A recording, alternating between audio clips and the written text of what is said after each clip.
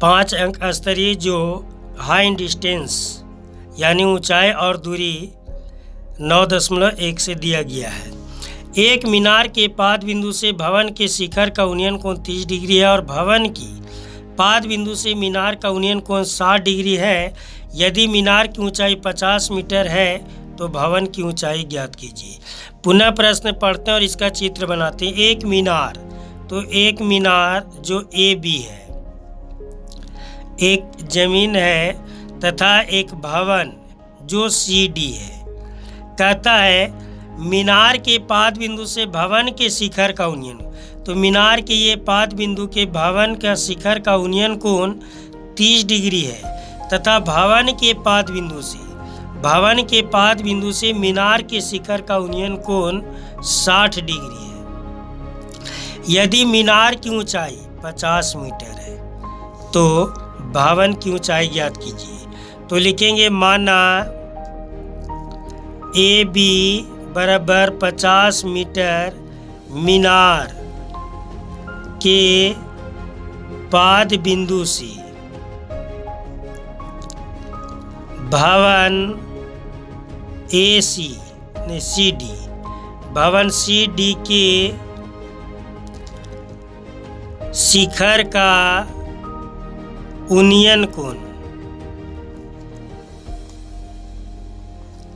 30 degree तथा भवन के पाद बिंदु से मीनार के शिखर का उन्नयन कोण 60 डिग्री है।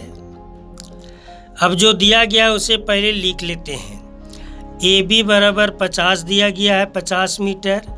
एंगल सी के लिए लिखेंगे ए सी बी, तो एंगल ए सी बी बराबर हो जाएगा 60 डिग्री। एंगल बी के लिए लिखेंगे डी बी सी या सी बी डी, तो डी बी सी बराबर हो जाएगा 30 डिग्री। निकालना है भवन की ऊंचाई, तो भवन की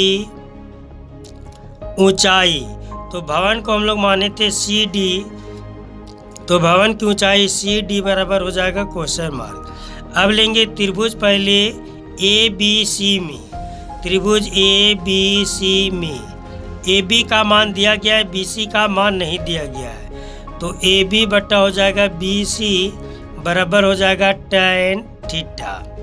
तो ए बी का मान दिया गया है 50 बट्टा बी सी का मान नहीं है tan थीटा, तो ए बी सी में tan थीटा का मान होगा 60 डिग्री, तो tan 60 डिग्री। अब 50 बट्टा बी सी बराबर tan 60 डिग्री का मान होता है √3, तो बट्टा 1 हो जाएगा। बी सी को √3 से गुना करेंगे तो हो जाएगा बी सी √3 बराबर 50, तो बी सी बराबर हो जाएगा 50 बट्टा √3।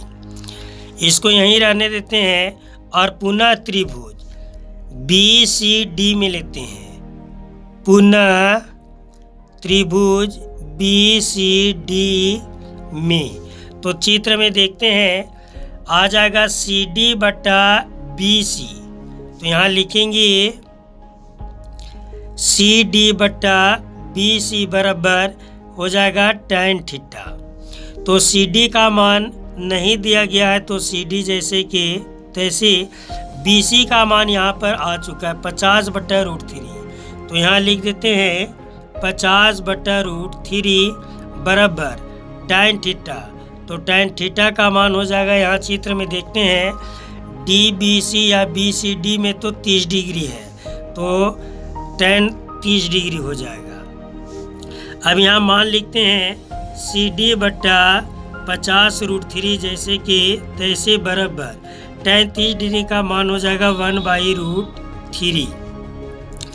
इसका बट्टा 1 कर देते हैं।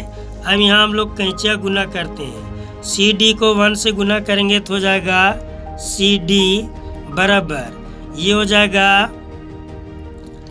50√3 गुने 1/√3, तो सी डी बराबर हो जाएगा 50 बट्टा √3 को √3 से गुना करेंगे तो 3, तो सी डी बराबर हो जाएगा इसको क्या कहते हैं उसको पूर्णांक तोड़ देंगे तो हो जाएगा 16 तिया 48 यानी 2, तो हो जाएगा 16.2/3 मीटर इसका हो जाएगा आंसर। यानी भवन की ऊंचाई सी डी बराबर 16.2/3 मीटर आंसर। क्वेश्चन नंबर 2 जो मेंसुरेशन से है, पृष्ठीय क्षेत्रफल ज्ञात करना, बहुत ही आसान है।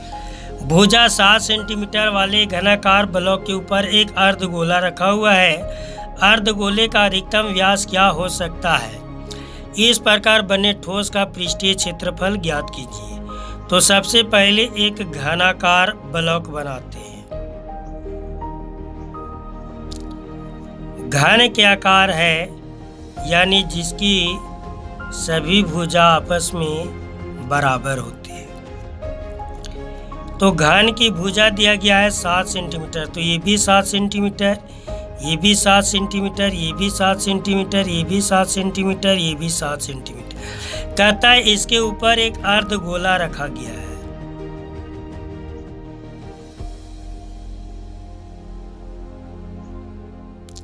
तो इसका व्यास भी हो जाएगा 7 सेंटीमीटर। अब यहाँ लिखते हैं घन की भुजा ए बराबर हो जाएगा 7 सेंटीमीटर। अब यहाँ कहता है अर्धगोले का अधिकतम व्यास, तो लिखेंगे अर्धगोले का व्यास डी बराबर हो जाएगा 7 सेंटीमीटर। इसलिए त्रिज्या आर बराबर हो जाएगा 7/2 सेंटीमीटर। अब यहाँ पर हम लोग को निकालना है ठोस का पृष्ठीय क्षेत्रफल, तो लिखेंगे ठोस का पृष्ठीय क्षेत्रफल बराबर, ध्यान देना है कि एक घन है तो लिखते हैं घन का पृष्ठीय क्षेत्रफल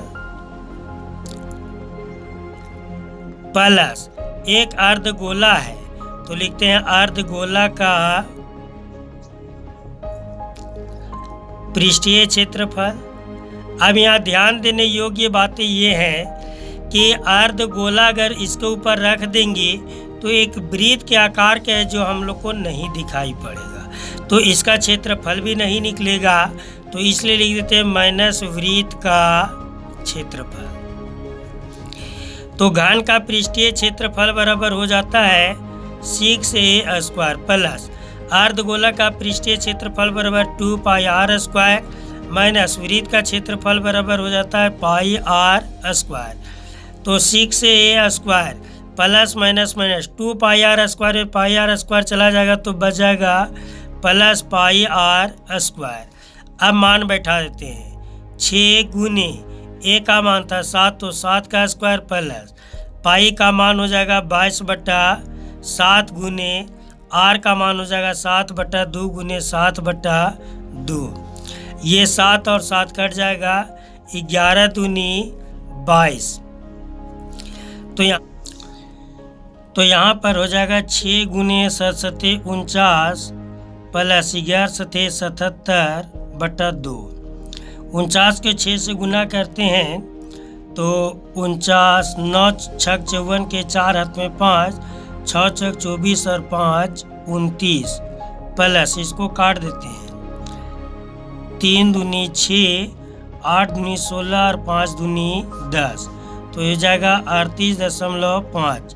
इसको जोड़ देंगे तो 8 4 12 के 2 हाथ में 1 9 3 12 और 1 13 के 3 हाथ में 1 2 और 1 3 332.5 सेंटीमीटर स्क्वायर इसका हो जाएगा आंसर। प्रश्न संख्या 3 जो 5 अंक के लिए है। एक जूस बेचने वाला अपने ग्राहकों को चित्र में दर्शाए गए गिलासों से दूध देता था, जैसा कि चित्र में दिखाया गया है। बेलनाकार गिलास का आंतरिक व्यास 5 सेंटीमीटर है। ये आंतरिक व्यास जो दिया गया है वो 5 सेंटीमीटर है।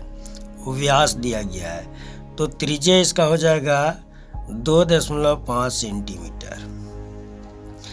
परंतु गिलास के निचले आधार में एक उभरा हुआ अर्धगोला है। देखिए, गिलास रियल में पहले ऐसे होता है,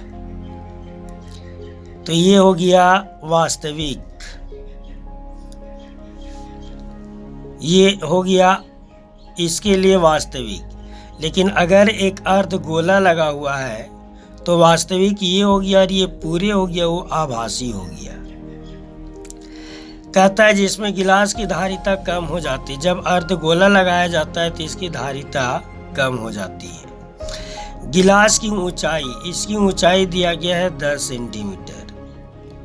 तो गिलास की आभासी तथा वास्तविक धारिता ज्ञात कीजिए। आभासी धारिता यानी ये पूरे गिलास की धारिता होगा, वो आभासी होगा। और जब अर्धगोला के आयतन को निकाल देंगे तो यहाँ से यहाँ तक जो आयतन निकलेगा वो वास्तविक धारिता होगा। तो सबसे पहले लिखेंगे गिलास का व्यास, गिलास का व्यास d बराबर हो जाएगा 5 सेंटीमीटर। इसलिए त्रिज्या r बराबर हो जाएगा 5/2 यानी 2.5 सेंटीमीटर। ऊंचाई h बराबर दिया गया है 10 सेंटीमीटर। अब सबसे पहले आभासी धारिता ज्ञात करते हैं। तो गिलास की आभासी धारिता बराबर πr²h, क्योंकि बेलनाकार गिलास होता है, बेलन का आयतन बराबर होता है πr²h। तो पाई का मान हो जाएगा 3.14। ये प्रश्न में दिया गया है कि पाई का मान 3.14 लेना है, गुने आर का मान तो हो जाएगा 2.5 गुने 2.5 स्क्वायर, इसलिए 2 बार, और एच का मान हो जाएगा 10। तो 3.14 2.5 2.5 यानी 25 तो हो जाएगा गुने 6.25 और गुने हो जाएगा 10। अब इसको हम लोग गुना कर देते हैं।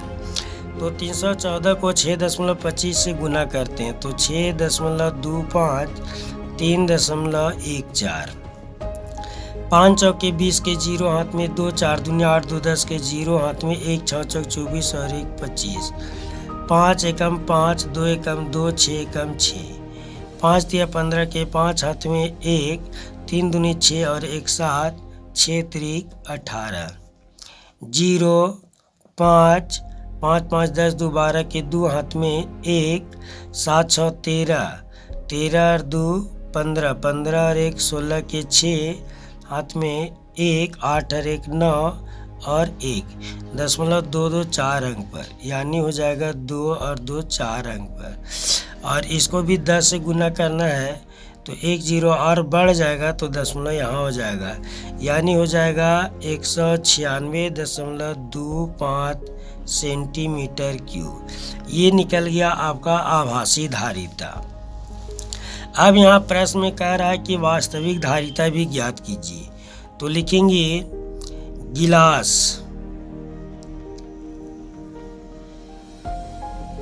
गिलास का वास्तविक धारिता बराबर आभासी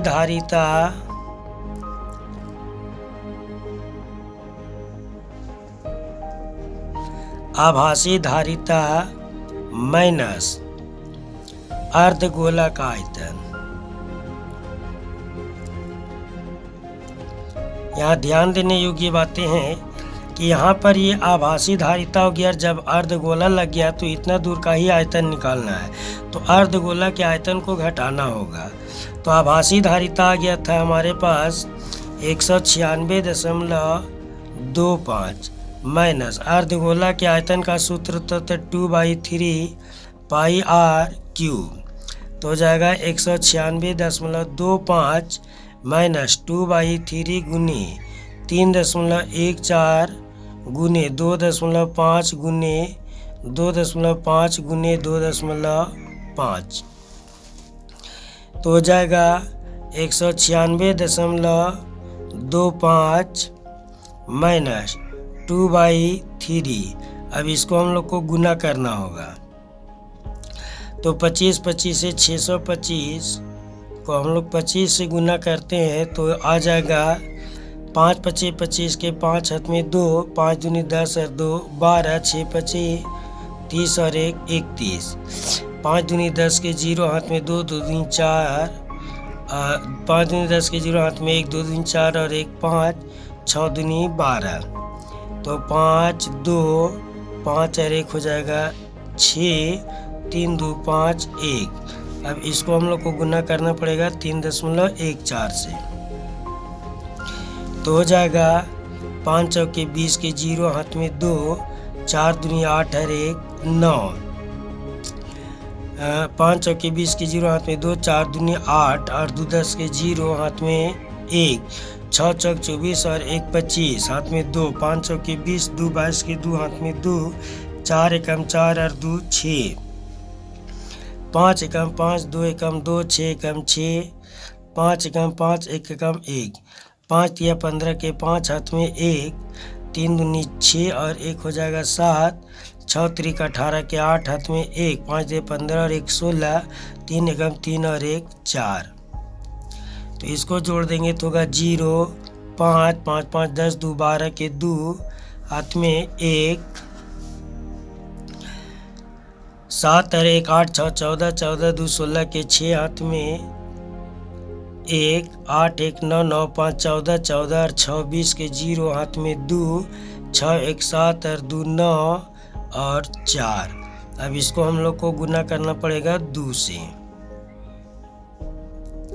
तो 0 5 दूनी 10 के 0, 2 दूनी 4 और 1 5, 6 दूनी 12, 0 2 1 हो जाएगा, 9 दूनी 18 के 8 हाथ में 1, 4 दूनी 8 और 1 9, यानी दशमलव हो जाएगा 1 2 3 और 2 5 अंक पर। तो 1 2 3 4 5 यानी हो जाएगा, ये गुना डायरेक्ट कर दे रहे हैं तो हो जाएगा 98.12 और बट्टा हो जाएगा 3। इसको काट देते हैं, 3 तिया 9, 3 दूनी 6, 2 1 सतिया 21 और अब 0 हो जाएगा।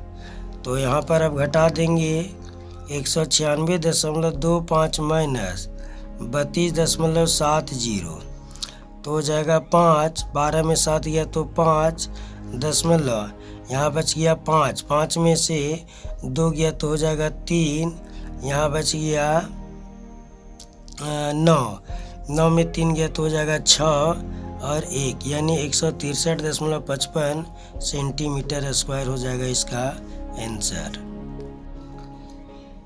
क्वेश्चन नंबर 4, बहुत ही आसान सा सवाल। निम्न आंकड़ों से माध्य ज्ञात कीजिए। निम्न आंकड़ों से माध्य ज्ञात कीजिए। 2 कॉलम दिया गया, एक वर्ग अंतराल और एक बारंबारता। एक वर्ग अंतराल और एक बारंबारता। हल करने में आपको इस तरह का कॉलम बनाना है जिसमें 2 कॉलम तो दिया हुआ रहता है, दोनों कॉलम भर देना है। इसमें 17 है, इसमें 28 है, इसमें 32 है, इसमें 24 है और इसमें 19 है। अब क्या करना है कि एक्स आई ये वर्ग चिन्ह होता है, तो वर्ग अंतराल दोनों को जोड़ना और 2 से भाग देना है। 20 को 0 से जोड़ेंगे तो 20, 20 से 2 से भागा देंगे तो हो जाएगा 10, 40 और 20 60, 60 को 2 से भागा देंगे तो हो जाएगा 30। अब ध्यान देना है, 10 में 20 जोड़े तो हो गया 30, 30 में 20 जोड़ेंगे तो हो जाएगा 50, 50 में 20 जोड़ेंगे तो हो जाएगा 70, 70 में 20 जोड़ेंगे तो हो जाएगा 90। अब एफ आई गुने एक्स आई, तो एफ आई और एक्स आई को गुना करना है। 17 दाई हो जाएगा 170, 28 दिया तो 8 त्रिकी 24 के 4 हाथ में हो जाएगा 2, 3 दूनी 6 और 2, 8 त्रिक 24 के 4 हाथ में 2 और 3 दूनी 6 और 2 8, 28 दिया 84, 840, 32 पचे तो 5 दूनी 10 के 0 हाथ में हो जाएगा 1, 3 पचे 15 और 1 हो जाएगा 16 पर 1 0, 7 चौक 28 के 8 हाथ में 2, 7 दूनी 14, 14 और 2 16 यानी 1680। अब इसको गुना करेंगे, 9 9 81 की 1, हाथ में 8, 9 9 एकम 9, 9 8 हो जाएगा 17, पर हो जाएगा एक 0। अब कुछ नहीं करना, कुल में दोनों को जोड़ना है, एफ आई को एफ आई गुने एक्स आई को, इसको जोड़ देंगे तो हो जाएगा 8 7 15, 15 और 2 हो जाएगा 17, 17 और 4 हो जाएगा 21, 21 9 30 के 0, हाथ में 3, 3 और 1 4, 4 2 6, 6 3 9, 9 2 11, 11 और 1 12, यानी हो जाएगा 120। चलो इसको भी जोड़ देते हैं, 0 0 0 0 0 0 हो जाएगा, 8 और 1 9, 9 9 4 13, 13 और 7, 13 और 7 20 के 0, हाथ में 2, 7 2 9, 9 6 15, 15 15 6 21, 21 और 8 29, 29 और 1 30 के 0, हाथ में 3, 3 और 1 4, 4 1 5, 5 और 1 6। तो निकालना था माध्य, तो माध्य 1 से डैश बराबर होता है सिग्मा एफ आई गुने एक्स आई बट्टा सिग्मा एफ आई। तो 1 से डैश बराबर हो जाएगा सिग्मा एफ आई गुने एक्स आई का योग आया था 6000, तो 6000 और बट्टा सिग्मा एफ आई का आया था 120, 1 0 से 1 0, 12 पचे 60 यानी 0, तो 1 से डैश का मान आ गया 50, इसका हो जाएगा आंसर। कुछ नहीं करना, 4 कॉलम बनाना है, 2 कॉलम किताब में दिया हुआ रहता है, तीसरा कॉलम में वर्ग चिन्ह और दोनों को गुना कर देना है, इसको भी जोड़ देना है, इसको भी जोड़ देना है और ये सूत्र लिख करके भागा दे देना है, आपका आंसर आ जाएगा और 5 नंबर आपका कोई नहीं काटेगा। प्रश्न संख्या 5 जो माध्यिका ज्ञात करने के लिए है, निम्न आंकड़ों का माध्यिका ज्ञात कीजिए। निम्न आंकड़ों का माध्यिका ज्ञात कीजिए, वर्ग अंतराल और बारंबारता दिया गया है। तो हल करने के लिए माध्यिका ज्ञात करने के लिए आपको 3 कॉलम बनाना है, 2 कॉलम जो किताब में दिया गया है, प्रश्न में दिया गया है वर्ग अंतराल का और बारंबारता का, तीसरा बनाना है संचयी बारंबारता का।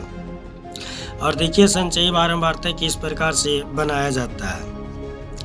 ये 5 है तो 5 जैसे के तैसे 5 और 8 जोड़ देंगे, यानी ये जोड़ते जाना है, 8 और 5 हो जाएगा 13, 13 को 20 से जोड़ देंगे तो हो जाएगा 33, 33 को 15 से जोड़ देंगे तो 5 और 3 8, 3 और 1 4, 48 को 7 से जोड़ देंगे तो 8 7 15 के 5, हाथ में 1 4 और 1 5, 55 और 5 60, और बारंबारता भी जोड़ करके आपको 60 आना चाहिए, यानी ये हो जाता है n बराबर।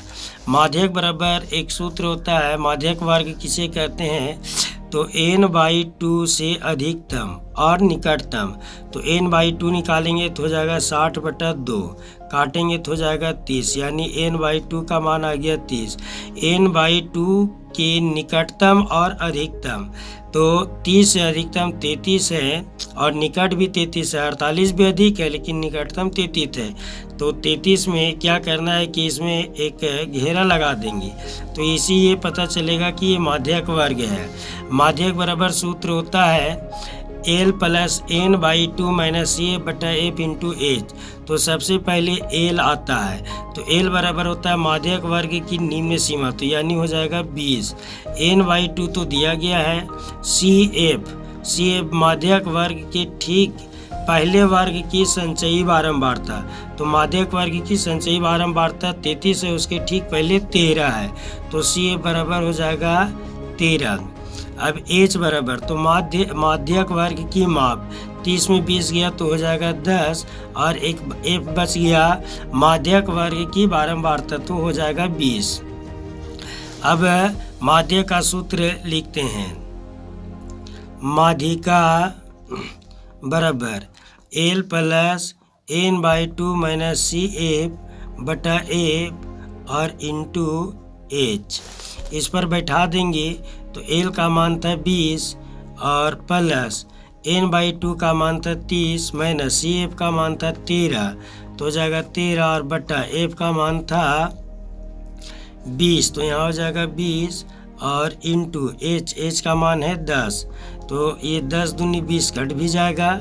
अब यहाँ बच गया 20 + 13, 30 में 13 जाएगा तो बच जाएगा 10 में 3 गया तो हो जाएगा 7, 2 में से 1 गया तो 1 और बटा 2, इसको भी काट दीजिए। 8 दूनी 16, अब 1 बचेगा, 10 देंगे 10, तो 5 दूनी हो जाएगा 10, तो ये हो गया 20 प्लस 8.5, तो 20 और 8 28.5, इसका हो जाएगा माध्यक।